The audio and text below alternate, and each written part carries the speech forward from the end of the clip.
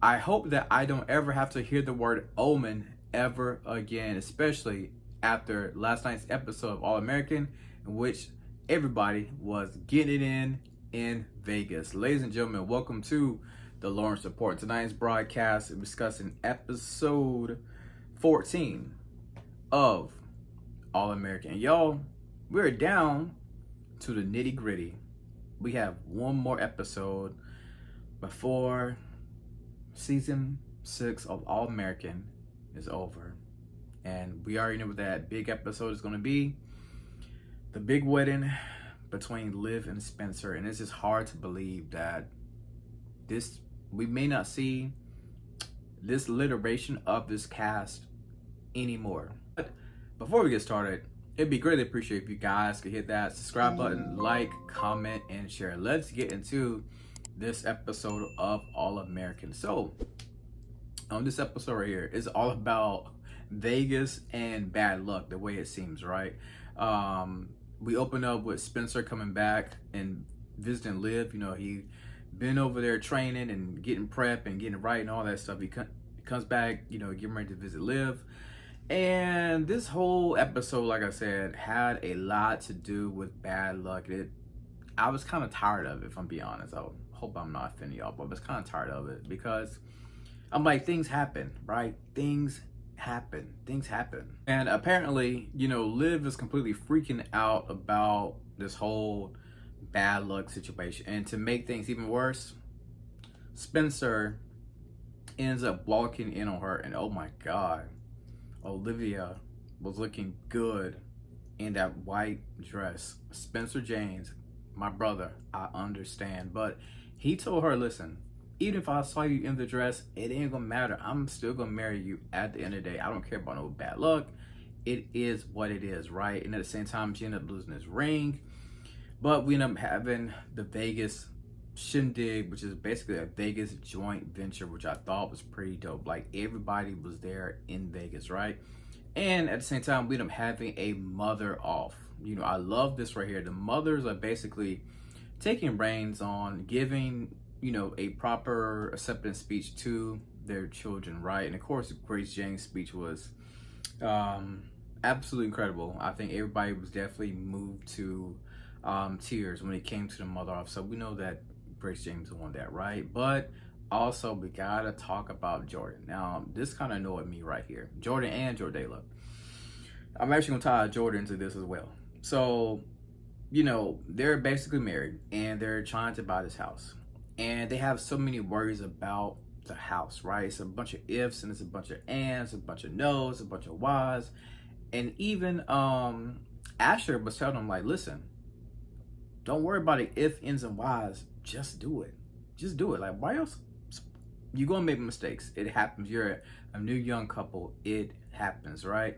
And for Jordan, you know, they're basically setting up Jordan, which we already knew this right here, basically to go down the road of being a QB coach, right?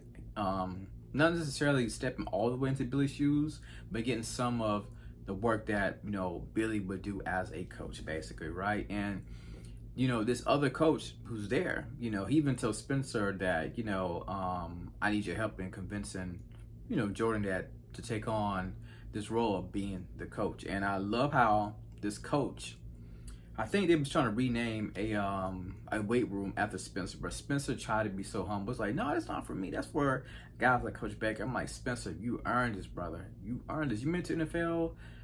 You're a champion. You earned the weight room being named after you. Kind of remind me back in the day, if y'all remember at the cafe, whenever Spencer used to have those sandwiches named after him, like the Spencer James Special. I think it was the name of it. So it kind of reminded me of that right there. But let's get to Vegas. Love this right here. Like I said earlier, this was a joint bachelorette party, right? And of course, like I said, Liv was freaking out. She ended up losing the ring. Turns out, I think the ring was actually in Spencer's pocket. He basically hired these stripper magicians or something like that. And then to find the ring, and I did love this right here. You know, Spencer comes back inside. I believe he was talking to Jordan outside, and he see Liv's there.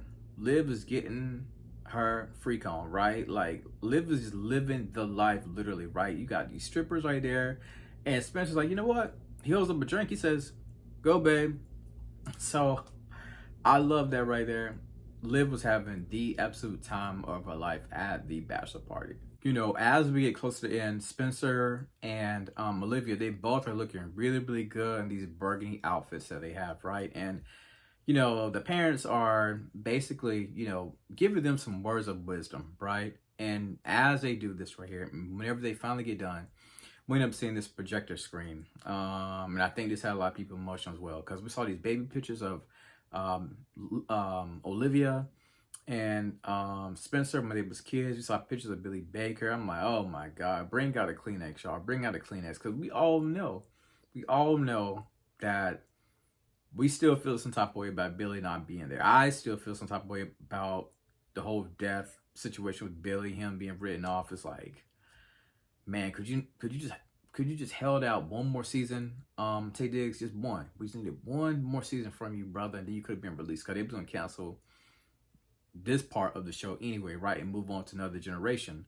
But yeah, so that was very emotional. And you know, whenever the scene is over, right? Liv and Spencer, you know, they're getting ready to go away, and they end up talking about the venue. They end up getting a phone call about this venue, but it seems like the venue has been trashed.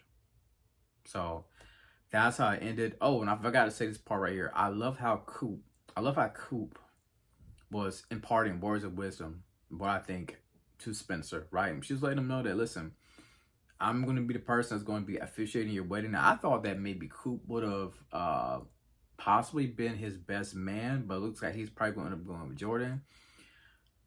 But I just wanted Coop to be the best man because I feel like Coop literally been there with him from the jump. And Jordan did come into the picture later, but it's really Coop going back to those Crenshaw days, right?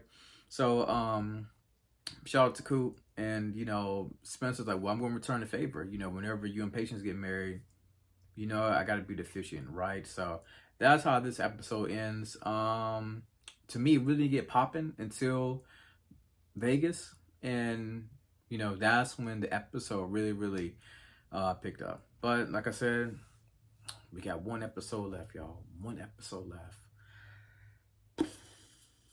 Yeah. Yeah. Yeah. That's a lot to think about. It's a lot to think about. I'm definitely going to miss this current cast, this current iteration of AllAmerican. But I'll definitely be checking out season 7 as well. So don't forget to subscribe. And as always, thank you for tuning in to the Lawrence Report.